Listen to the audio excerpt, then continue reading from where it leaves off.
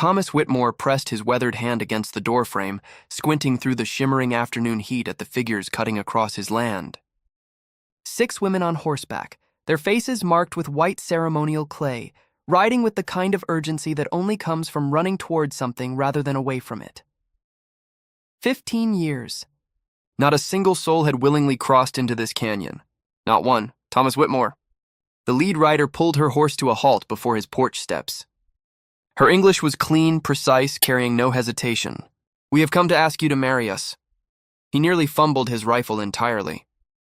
6 Apache women sat before him, ages ranging perhaps from 19 to their mid-30s, wearing traditional dress that had seen better days. Their jewelry looked hastily collected, their horses exhausted from hard travel, but their eyes, steady, burning, refusing to look away, those told a completely different story. "You've got the wrong man." Thomas stepped backward toward his door. "I don't know any of you." The leader swung down from her horse with practiced ease. "You are the man who carved small wooden animals, the man who lost a wife named Rebecca and 3 children who never once opened their eyes." She paused deliberately. "The man who speaks to grave markers every single morning, hoping one day they might answer back." The rifle nearly slipped from his grip entirely. Nobody knew those things. He had spent 15 years making absolutely sure of it. The carved animals were ash. He'd watched every piece burn during the fever that took Rebecca. The graves bore no names, no dates, just smooth stones set into earth, and his morning conversations with the dead were barely whispers, never loud enough to carry past his own breath. "How? In God's name," he started. Then the woman reached into a leather pouch and produced something that turned his legs to water, a small wooden rabbit, thumb-sized, carved, with hands that trembled slightly when they worked, because they always trembled slightly. His hands, during those long, desperate months when Rebecca struggled through each pregnancy. He had burned every single piece. Stood and watched until there was nothing left but gray powder and smoke. Yet here it was, solid, real, impossible. "Where did you find that?" His voice barely functioned. "From a medicine woman who stayed at your wife's bedside." The Apache woman kept her voice level, watching him carefully. "Bright Feather held onto this piece for 15 years. She said she was waiting for the right moment to return it. She passed away 4 days ago, but not before telling us exactly where to find the gray-eyed rancher who carved hope into little wooden shapes. The name detonated something buried deep in Thomas's chest. Bright Feather. He'd pushed that name below everything else. The way you push things down when you cannot stand to look at them. But now it surfaced whole and vivid, the old Apache medicine woman who had appeared when no white doctor would ride this far for this little. She had brought herbs, knowledge, prayers in 2 languages, and tried with everything she had to save Rebecca and the children when everything else had already surrendered. "Bright Feather believed you would hear us," the woman continued, "because you already understand what it means to lose everything while being completely powerless to stop it." Thomas made himself look at each of them. Really look. Beneath the ceremonial clay, he found exhaustion held together by sheer determination. These were not women running a scheme. These were people who had run out of every other option first. "I am Iona." The leader introduced herself with quiet formality. "With me are Nashota, Orenda, Tallulah, Kiona, and Zora. We were each promised to men we could not accept. When we refused, our families pronounced us dead to them." She touched the white clay at her cheek. "This paint is our funeral. We cannot go back. We cannot survive alone in these territories without protection." The youngest stepped forward then, barely old enough to be called a woman. "I am Kiona. The man chosen for me had already buried 4 wives. 2 in childbirth. 2 from his hands." Her chin stayed high. "I decided I would rather face certain exile than certain death." Thomas studied them each in turn. Whatever they had fled was worse than this. Worse than riding to a stranger's door and asking him to claim them as wives. That told him everything. "Why marriage specifically?" he pressed. "Why not simply disappear until danger passes?" "Because territorial law recognizes legal marriages between Apache women and white settlers," Iona explained patiently. "Once we carry your name legally, any attempt to take us back becomes an act of aggression between peoples. Our families would be risking something much larger than 6 women." The bitter irony landed squarely on Thomas's chest. Laws written to prevent conflict over Native women would now serve as armor protecting Native women from their own families. The world was a strange, complicated place. And after, he pressed. 6 wives, 1 cabin, 1 piece of land barely producing enough for 1 man. Apache women were not raised to be decorative. Nashoda's scarred hand spoke before her words did. We build, we hunt, we preserve, we manage livestock, we grow food. We ask only for protection under your name and the right to remain on land you claim. Before Thomas could form another word, Iona's gaze shifted sharply to the mountains behind him. Dust clouds, moving fast, organized. Our family sent warriors. Her voice dropped. They will reach us before dark. If they find us without legal standing, they will take us back by force. She turned back to him. But if we belong to a white man under territorial law, dragging us away means starting something much larger than a family dispute.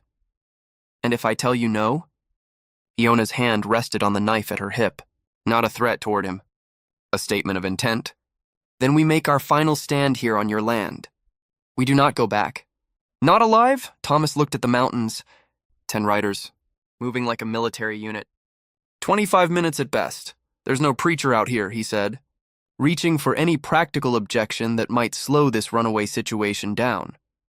Territorial law provides for emergency declarations, Iona replied immediately. Witnessed by all parties involved, recorded afterward.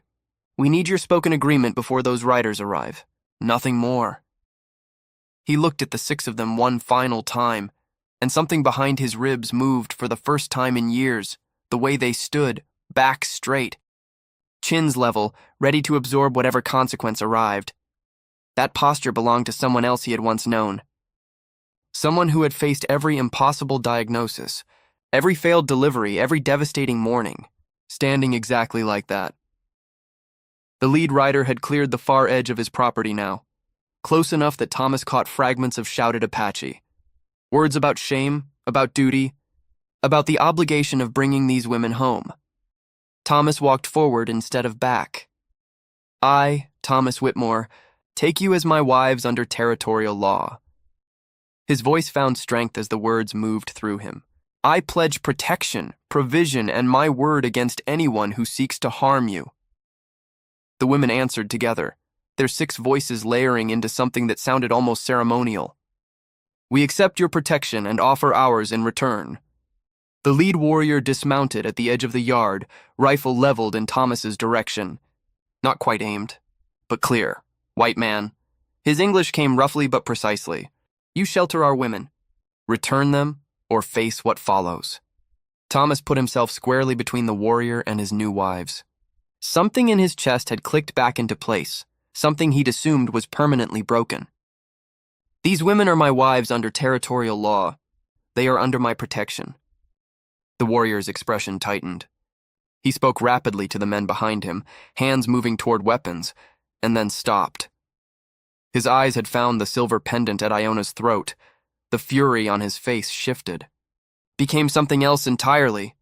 That belonged to Bright Feather. His commanding voice had gone quiet, almost careful. She gave it to us. Iona's hand moved to cover it protectively. She said it would lead us somewhere safe. The warrior studied Thomas with an entirely different kind of attention now. Bright Feather spoke of a white woman who died giving birth 4 times. Said that woman's spirit never settled. Said she had unfinished work still waiting. He paused. You are that woman's husband. Understanding fell through Thomas like cold water through dry ground. Bright Feather carried 15 winters of guilt for your wife, the warrior continued. She believed she failed her. She told us these women would find you, because you would understand their need from the inside. Behind him, an older man with ritual scars across his face spoke sharply. The young war chief responded with equal force. Thomas caught enough to understand. They were weighing a dead medicine woman's final wish against tribal law. Authority versus legacy. My uncle says Bright Feather was elderly and confused, the warrior translated flatly. He says these women belong to their families. His grip tightened on his rifle. He wants blood. Thomas stepped closer. Then he'll have to start with mine. These women asked for my word. I gave it. The uncle raised his weapon. The war chief forced the barrel toward the ground. They argued in rapid, escalating Apache. And then the young war chief did something no one anticipated. He walked to Rebecca's grave. He knelt beside the smooth, unmarked stone and placed his open hand against it. When he lifted his face, his eyes carried weight that had nothing to do with this afternoon. Bright Feather visited this grave every month for 15 years, he said, his voice carrying across the yard in perfect quiet. She brought wildflowers. She cleaned the stone. She spoke to the woman in both languages. He rose slowly. She called this white woman sacred to our people because she died reaching toward life. Thomas could not speak. All those mornings he had found fresh flowers on Rebecca's grave. He had told himself they were carried there by wind. All those times the stone seemed cleaner than he had left it. He had told himself he was misremembering. Bright Feather had been there, every month, for 15 years. She said your wife taught her something, the war chief continued, that some spirits burn too bright to be spent on a single lifetime of grief. The scarred uncle made one final argument, his voice rising. The war chief silenced him with a single gesture and turned to address the other warriors in Apache. Calm, authoritative, and final, weapons lowered one by one. The uncle wheeled his horse and rode without another word. 2 others followed. The remaining warriors stayed behind their leader. These women chose exile over chains, the war chief announced. Bright Feather said that kind of courage deserves protection, not punishment. They are no longer our responsibility to carry home. He turned back to Thomas with the first expression resembling warmth that Thomas had seen from him. I am Joseph Crowfeather. I will send word to the territorial office and make these marriages recognized under both our laws. He glanced one more time toward Rebecca's stone. Bright Feather believed your wife's spirit would rest easier once you were no longer alone. The riders departed. Thomas stood in his yard with 6 women who were legally his wives, watching dust settle across land that had known nothing but silence for 15 years, wondering how a single afternoon had dismantled everything. He thought his life had permanently become the quiet after Joseph Crowfeather's departure was different from the quiet Thomas had known before. Heavier, more alive somehow. 6 women stood in his yard with their horses and their bundled possessions, surveying a cabin built for one man living as small as possible. We cannot all winter in there. Iona stated it the way she stated everything, a simple fact requiring a practical response, not an observation requiring sympathy. Lumber in the barn, Thomas said. Tools too. The land will support more buildings easily enough. He paused, still adjusting to the reality of addressing multiple wives simultaneously. Do you have experience with construction? Tallulah, the quietest of them since they'd arrived, smiled for the first time. Apache women are taught what your white women never learn. We build, we hunt, we cure meat, we manage animals. We are not here to look pleasant near your fireplace. What followed was unlike anything Thomas had experienced in his adult life. Within hours, the property was being reorganized with the kind of efficient intelligence that suggested these women had been thinking practically through danger their entire lives. They moved through his land assessing, measuring, planning, speaking rapidly to one another in Apache, occasionally translating key points for his benefit. Orenda and Kiona crouched in his struggling vegetable garden, discussing its failures and corrections in terms that made clear they understood soil the way Thomas understood livestock. Nashoda and Zora walked his small cattle herd with practiced eyes. Your bull is finished, Nashoda informed him, her tone carrying no judgment, just information. He cannot properly manage this many cows. You need younger breeding stock before next season. Thomas laughed, an actual laugh, from somewhere in his chest that had apparently been sealed shut for 15 years. You've been here 5 hours and you're restructuring my entire operation. That is what wives do, Iona said, without looking up from the inventory she was mentally taking of his storage. We do not simply maintain, we improve. Around the fire that evening, in which the women had rebuilt more efficiently using stones. They'd gathered from the creek. They ate a meal somehow produced from supplies Thomas had considered barely adequate for himself. I need to understand how this works, Thomas said finally, looking around the circle of fire-lit faces. 6 wives. 1 husband. I don't know what is expected of any of us. The women exchanged glances. Orenda spoke. We are not 6 separate women competing for the same position. We are one family built from different strengths. Some of us may choose to bear children. Others will build their contributions differently. We divide responsibilities according to ability and desire, not according to rules written before we arrived here. Apache families understand that cooperation produces more than competition ever could, Tallulah added quietly. Thomas looked at each face in the firelight. Iona's leadership, steady and instinctual. Orenda's calm wisdom. Nashoda's blunt practicality. Tallulah's gentle certainty. Kiona's fierce refusal to bend. Zora's quick, watching intelligence.